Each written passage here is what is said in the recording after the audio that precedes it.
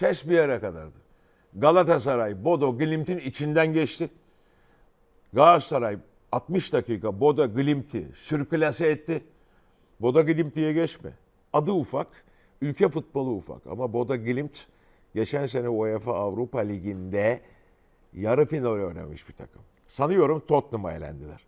Oynadığı futbolla, baskısıyla, alan daraltmasıyla, yakaladığı hataya zorlamasıyla, yakaladığı pozisyonları gole çevirmesiyle Galatasaray Bodo Glimt'i 60 dakikada sürklase etmiştir. Bunun sesle mesle onlar hep yan şeyler, efektler. O zaman bir dakika ya. Galatasaray'ın ses efekti yüksek. Beşiktaş'ın da yüksek. O zaman Galatasaray içeride kaybettiği maçlarda o ses efekti yok muydu?